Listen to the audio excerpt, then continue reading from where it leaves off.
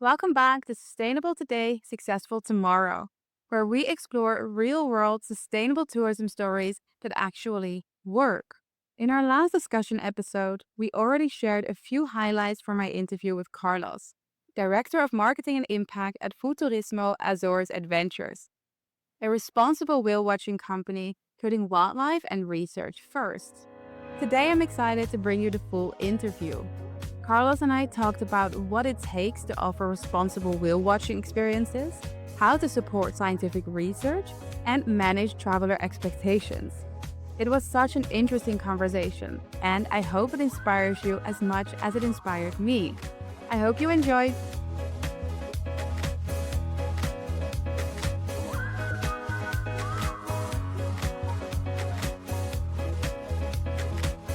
Marine wildlife watching is a jaw-dropping experience and a highlight for many travelers. But how do you successfully combine responsible wildlife watching, research, and the travel experience of a lifetime?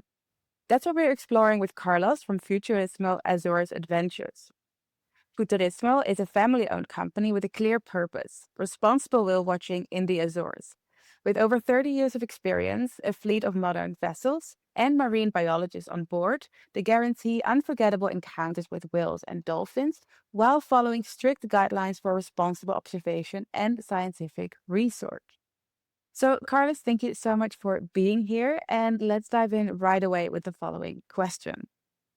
If there's one thing you wish the tourism industry understood about what it really takes to offer responsible whale watching experiences, what would that be? And for the invitation. I think culture. Basically, I think culture is the word. We do responsible well watching because there's definitely a culture within the company, within the founders, and I think it goes back all the way to even before 1990 when Futurismo was founded, and they grew up in Fayal Island and then in different islands of the Azores, but they would go along the arbors, they would meet the whalers, they would meet the fishermen. And I think this idea of transitioning, and I think what whale watching is, above anything else, is a metamorphosis of the relation that we have with cetaceans. So these guys, they saw, whale hunting. They saw what was done and they did the transition to whale watching. But, of course, they didn't do anything right in the beginning. You know, all the things that people nowadays think about sustainability probably were not done in the beginning, but there was this huge passion for the animals, but also for the whale hunting culture. It is important not to neglect that whale watching comes from whale hunting. And we are very proud of that at Futurismo because we helped actually our community shift. And the Azorians Yeah. shifted, changed it really quickly. So I think it's culture. Culture is the word, It's this the passion for your land, is the stewardship for your culture, and the love for the animals. I think I would say it's the key element of responsible whale watching. That sounds really good. So, really rooted in where you come from and how you run your business. Oh, that's really interesting. And what do you feel Futurismo does differently compared to other marine wildlife watchers? So, both in the Azores, but also worldwide.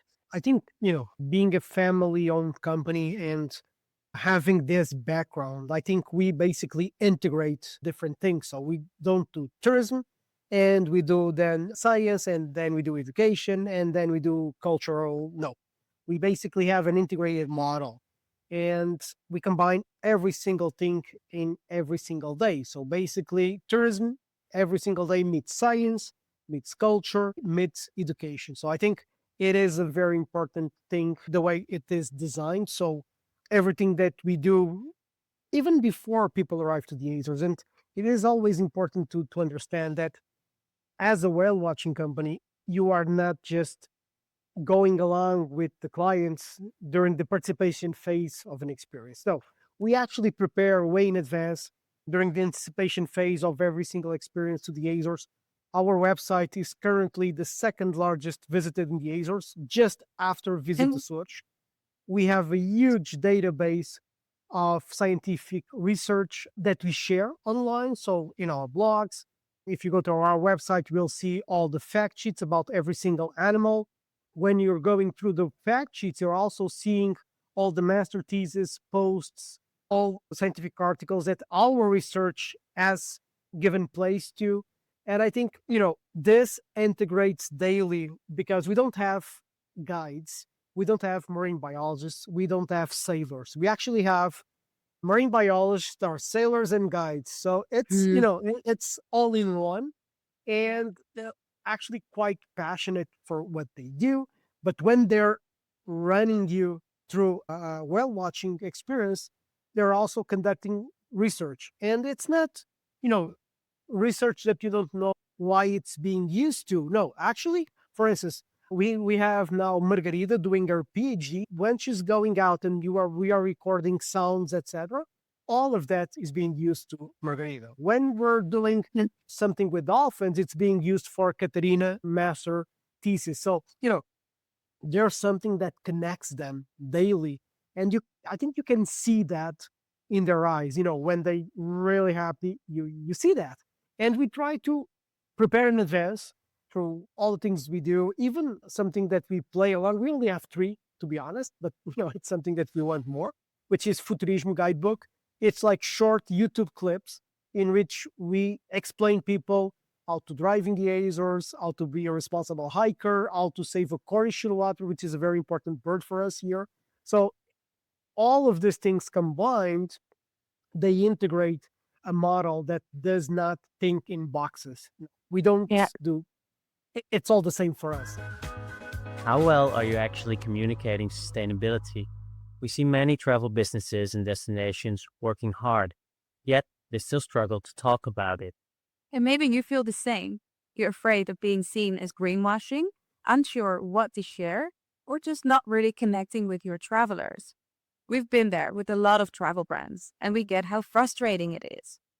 So, with years of experience in sustainable tourism and marketing, we've created something simple to get you started. It's called a sustainable marketing scam.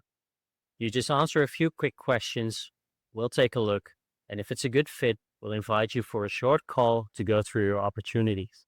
You can start today at goodtourisminstitute.com/scam and turn uncertainty into a clear, compelling story.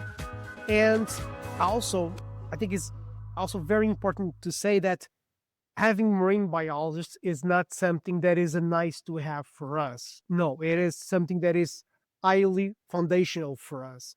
It's not that anyone is more important than anyone in the company. That's not the idea I want to give here. For instance, we have our lookouts, which are the guys that spot the whales. We have our skippers, which of course are really hard to find someone that can navigate the boats we have the way they do. But having the marine biologists is quite important because it's bringing science to your daily life, but also picking up these young kids, some of them just, fresh out of college, they do their internships, they grow with us, and are, all that they want to do in the world, you kind of feel it.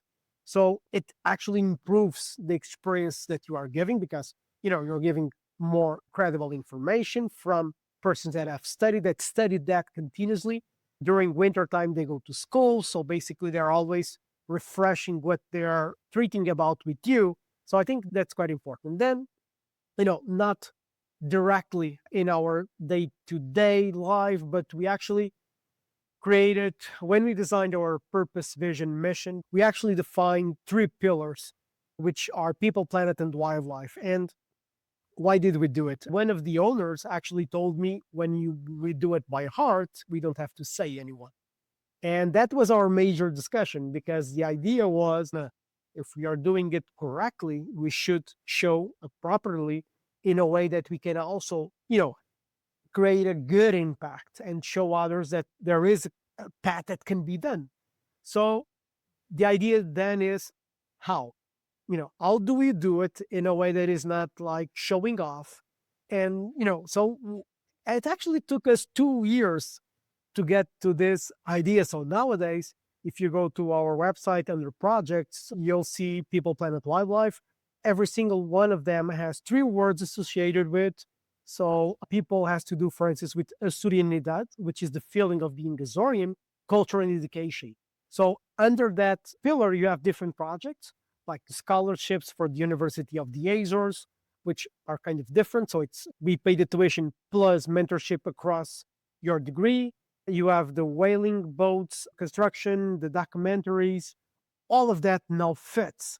So every single day that we're doing different projects, they are getting fit in these pillars. And I think it also helps us, becoming more and more credible. Yeah, exactly. And then specifically on all the scientific research, you combine it with whale watching, obviously. But how does this partnership work in practice? Do you only work with students, or do you also have marine biologists like in on place full time that are doing Oh actual no, research? You do. no. We should have one of the largest marine biologist teams in whale watching in the world. I suppose we have more than 15 of them.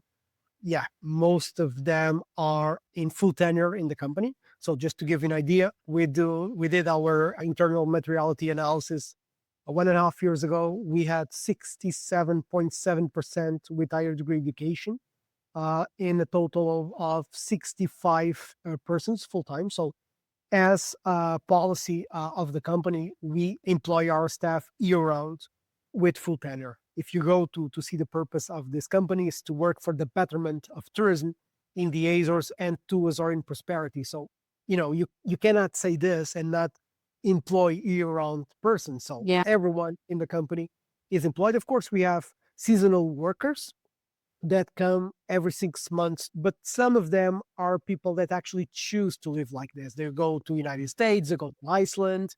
Some of them would love to have with us throughout the year because we actually cannot work at Vision if you don't have the people. And you know, it goes above and beyond that. We actually know who's planning to have a baby, who's buying a house. You know, Yeah, you cannot, personal connections. yeah, you cannot do what we do for 35 years deeply implemented in the sense of place what is the Azores and being Azorian without taking care of your own first. So Yeah, that's for us. There's no point in saying we're perfect. We're not.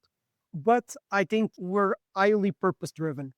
And I purpose think we driven. feel Yeah. that. So tourism, and this is the thing, tourism does not serve science. Tourism helps science and science helps tourism. So it is something that people quite a lot confuse on the integration of whale watching and science and whale watching is not despite being a tourism company, we do science. No, it is because we're a tourism company, we do science. And I think it's quite important to value this because a lot of tourism companies in whale watching do an amazing work on research. And not often they're like almost considered like a supplier of data and not real scientists. So we have our own real scientists in house and we connect with universities, research centers all across the world. But science begins in the tourism company. And I think this Yeah. is really important. Yeah, exactly. And then, well, of course, you are a tourism company. So how do you involve guests in your research? How does this work? Oh, that's the thing that it's harder to do. And so there are guests and there are guests. We have something called Be a Marine Biologist for a Day, in which you can be with the team. So you go whale watching and then you do different activities, games with sounds, with, photo ID. That one is really, really, I would say, the most immersive experience that you can have. Then we have coastal cleanups that we do monthly during winter time, and we actually invite our community to do that. And of course, also tourists that are here. We actually designed a program called Gardens of the Azores. For that, this year we pledged, it was 14 tourism companies, and it was 92 or 94,000 euros of commercial value and experiences for our community. So is actually something, it was the first Portuguese award at the World Travel Market Responsible Awards a couple of years Yeah. ago. And it was actually designed by me for my son. So it's, again, Right. everything in Futurismo tends to have a deeper meaning because it was one of us that did that. In this case, it was Nui, which is the operational director. and it was designed for my son, but actually also for my colleagues Anna son and my former colleague Sandrina daughter. So they were playing along, you know, picking up garbage, and they were looking at that and like, we could do something here. So we actually designed that, and people can join that. So we want to do that. In whale watching, there's different ideas. I think when you're going out looking for the whales, you're actually quite immersed. You're in the flow because you are looking with our team, and I think naturally you become immersed and you are within the flow of the experience. Unless, of course, and people forget this, we are in North Atlantic, so you cannot be in the state of flow if you are seasick, which actually happens quite a lot. And so, people sometimes they neglect this small detail, which is North Atlantic waves. Of course, we prepare that, but at the end of the day, it's adventure travel. You're not going to a park, you're going to the wild ocean. I think that's actually what makes also people more thrill about it.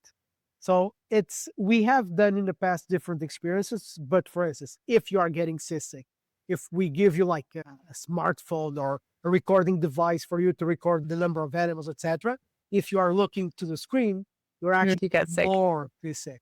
So we have been trying to see how this can work better, because also we want to avoid paper. So that's one of the things, not just because of paper, also because of paper. Actually, nowadays, when you do our check-in at our store, you don't get like a paper tag, you get like a wooden tag with the boat, the name that was done by a local Yeah. artisan.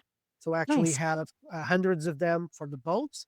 And so the paper is gone in that way. But imagine that you're registering things in paper in the boat, and the paper just starts flying to the ocean. Yeah, So gets wet. Yeah.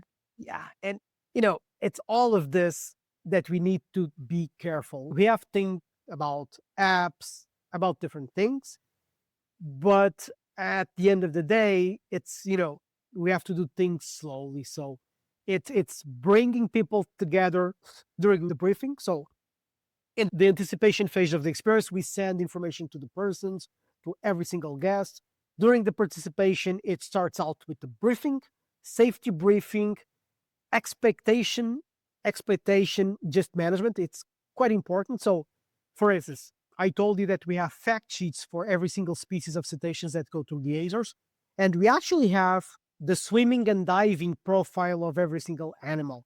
That was actually designed by Georgina, you know, personal opinion, but one of our most Mm. special marine biologists is Spanish. She is an artist and a marine biologist. And we actually asked her if she wanted to do that, because it makes way more sense, instead of going to a book, to have this designed by someone that daily sees them. So why did that? We want people to understand that whale watching is actually not going to a circus. You won't see the full whale. You won't see, the whale spinning just for you. No, it's not the way it works. And we make sure to say this to the public. Of course, you can ask me, does everyone go to that specific page? Of course not. We have a massive website. We have 130,000 visits a month, which is quite good. We have, last time we checked, 11% went to sustainability projects, which is, of course, quite interesting. We're talking about at least 10,000 persons a month that at least click there. And that, I think, we can actually touch people with. And during the briefing, again, we do that expectation management. And we have a clear policy, which is if we don't see cetaceans, dolphins, or whales, we actually give another tour Yeah. for free. Yeah, because I was asking, do you offer guaranteed sightings? But you do then because you Yeah. offer. Yeah, we have a success rate of roughly 98%. So, and why is that?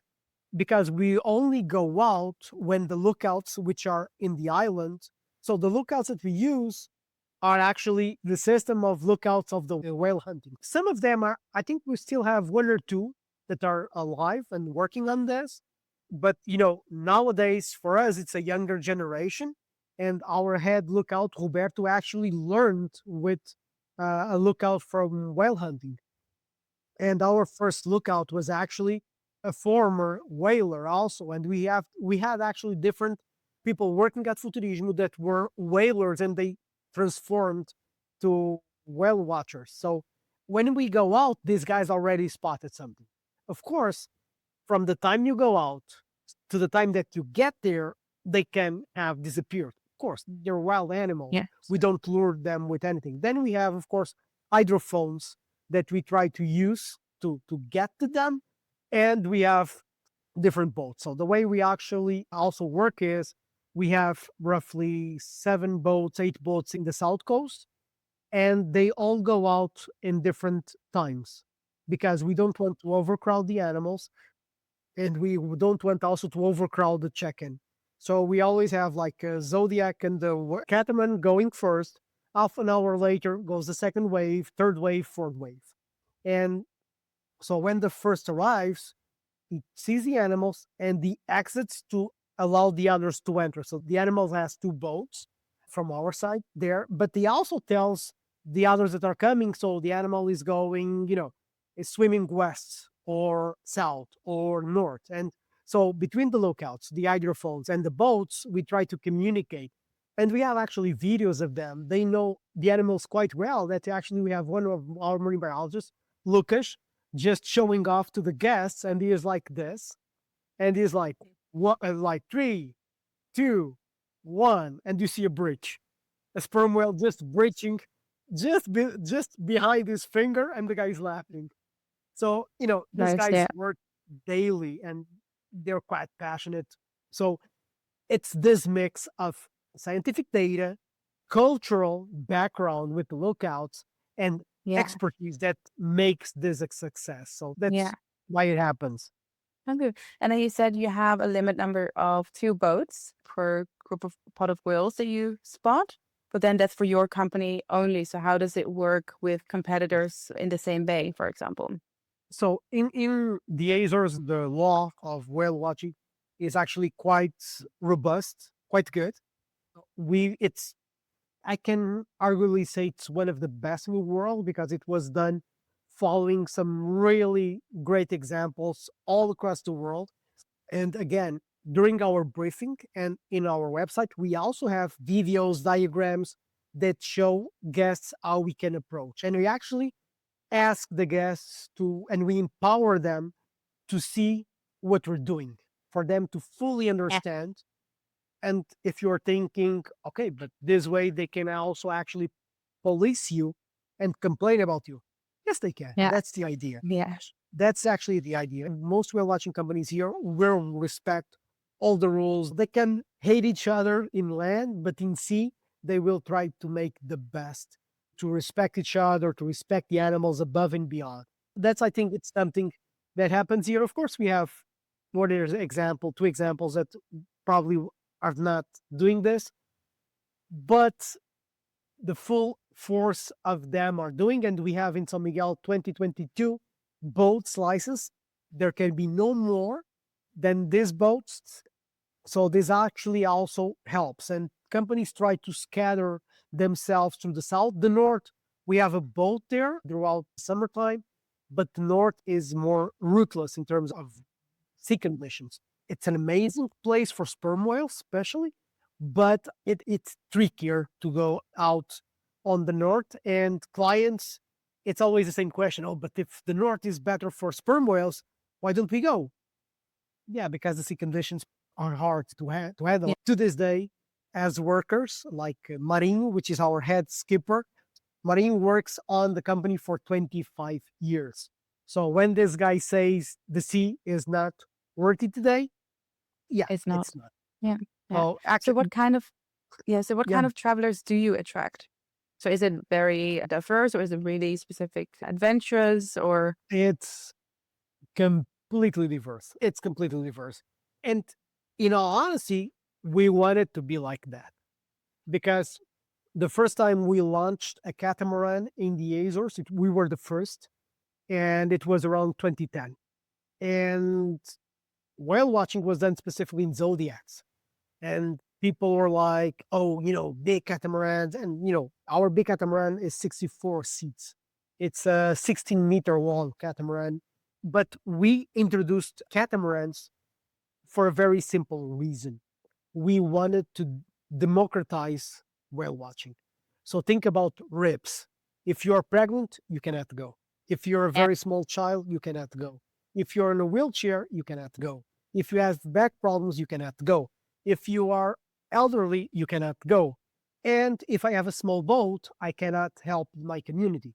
So think about catamarans right now. So Yeah. you can have wheelchairs, which actually are really hard to put there, but we try You to not a can. lot, Yeah. but you can with a lot of physical effort from the staff. You can take people with back problems. You can Yeah. take pregnant women. You can take schools.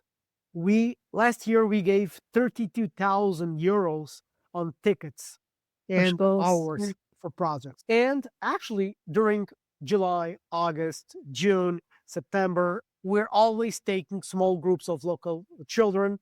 We're taking vulnerable audiences from our community because at the end of the day, if we have 76 seats and if we give 15 of them to our community, you can still make money that helps you. And, at the end of the day, if you don't make money, you cannot support this infrastructure.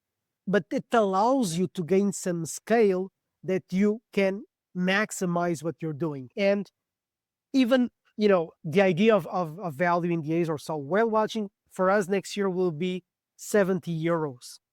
And we have 28 species of cetaceans going by. You go to Iceland, you go to Norway, and the prices are way better than this for the local companies. They make double, triple what we do. So, and at the end of the day, we are a great example. And sometimes we think small because we're islanders, we're here in the middle. That's a thing for us. And I think one of the things that Futurismo has been trying to do is not to think small, is to go after things, is to try and prove not the world, but the Azorians that we can be a really good example worldwide. So, Yeah. for And you instance, are.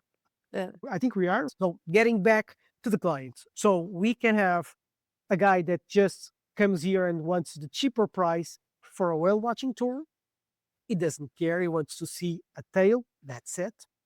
And we have royal families, for instance, which, they want full privacy. So from all of this and all of these types of clients, the guy that just wants to see a tail, whatever, the royal family, the rich customers, the normal clients, the multi-gen clients, the Portuguese, the Americans, the Canadians, the Saudi, the Japanese, we've got it all.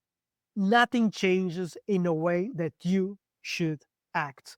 You teach them not, you don't teach them about the whales alone. You don't teach them about just the journey from whaling to conservation. You actually teach them, or you try to teach them, the deeper meaning of what is happening right there. You try to teach them the intrinsic value of those animals. You try to teach them what they do for us, humanity.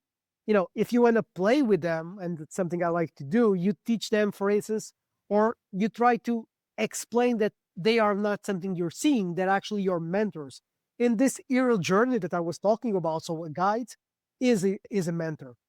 But why not a whale also? If you think about, for instance, the vagal system, nervous system, which is something that all mammals have, that just regulates our energy, makes us live in community. So you see that in the mammals, in the whales, in the dolphins. You're seeing them playing with each other, and it is impossible not to feel, like, oh, and you feel that. And why not?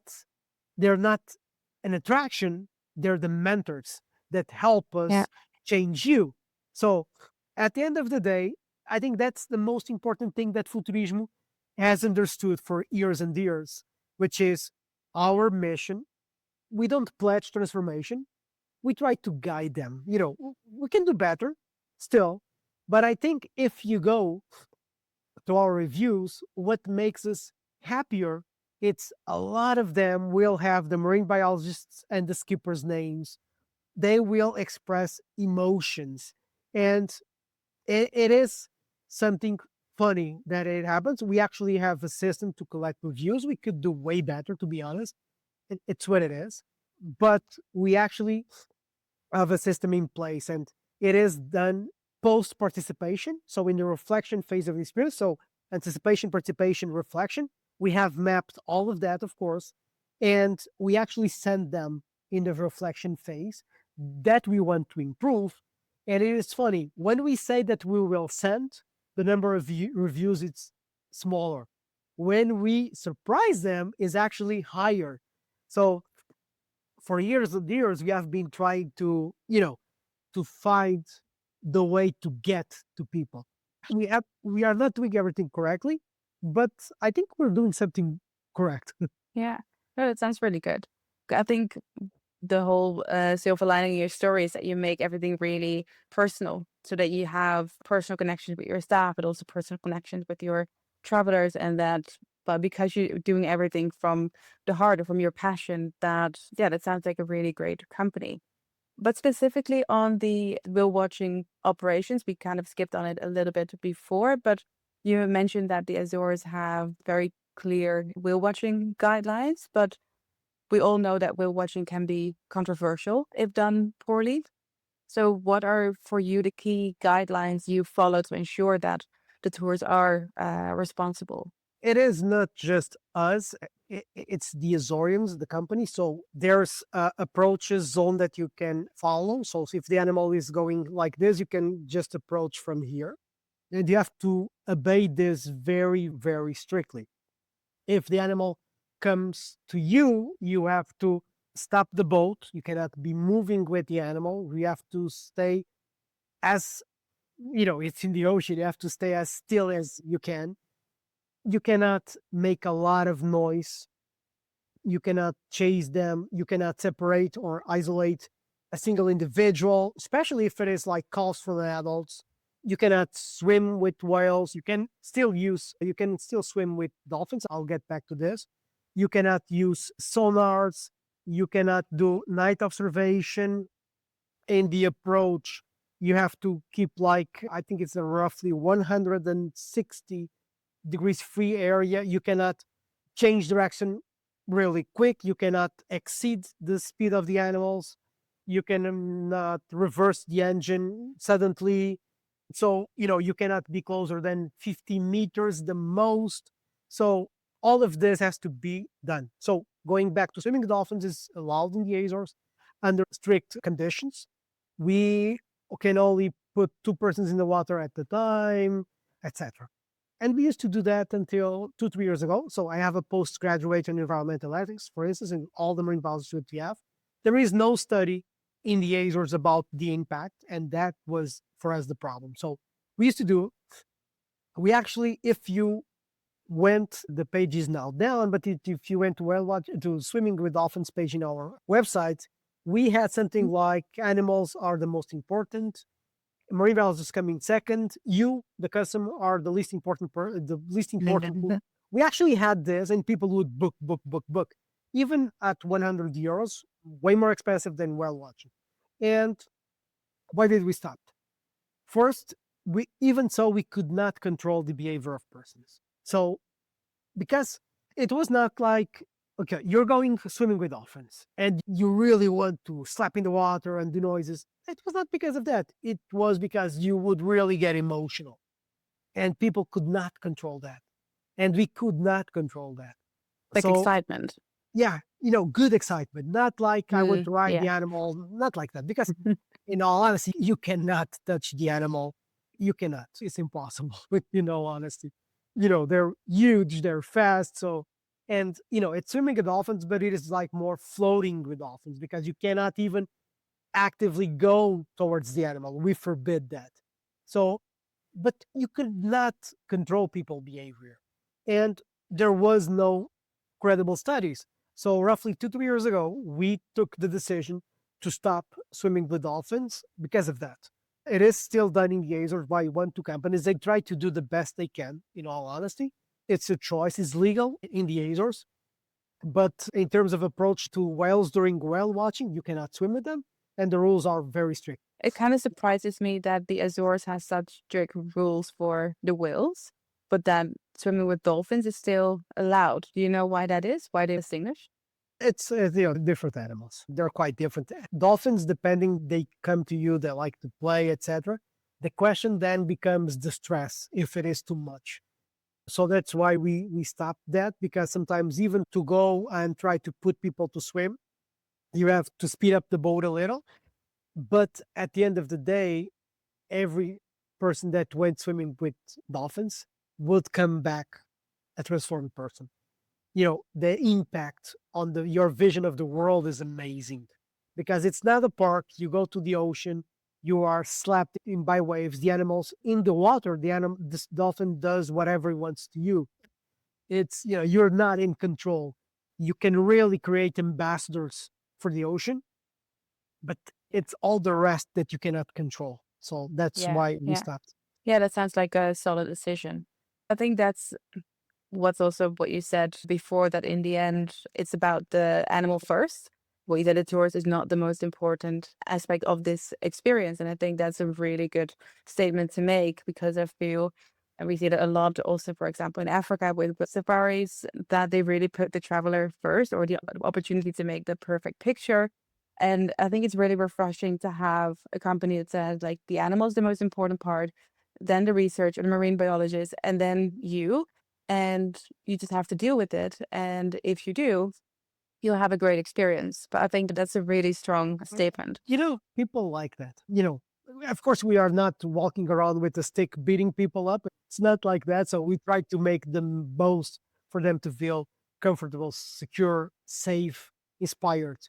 But it is important for people to understand, if not, we're not doing anything in whale watching, that they're not just going to a tourism attraction.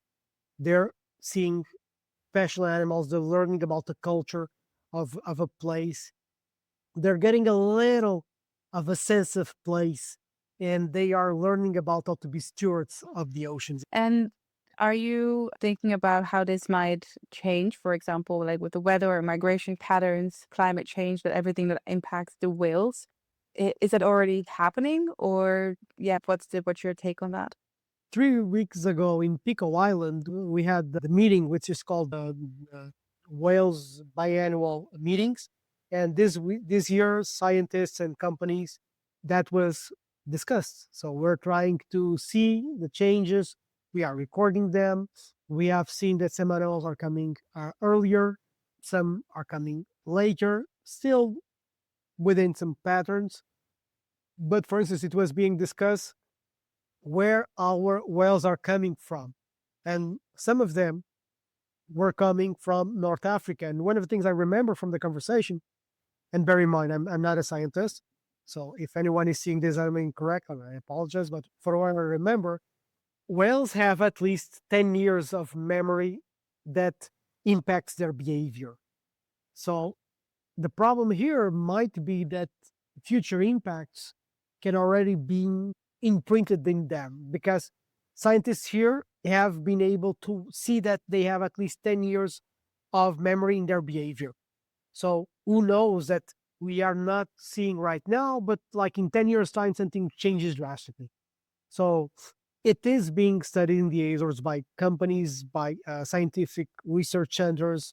It's something that, of course, concerns us, because if no whales, no business, let's be very honest. And sometimes people think about what is the importance of tourism, and it might be something that at the very first look you don't think about, but that's an impact of whale watching.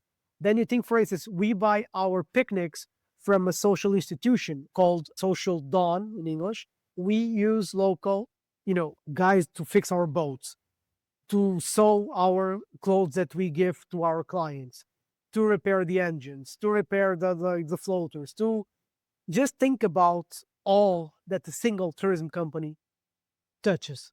And so the idea of not having whales, of course, it is something that we are concerned, but also you have to keep in mind that the Azores have now one of the largest protected areas in the world.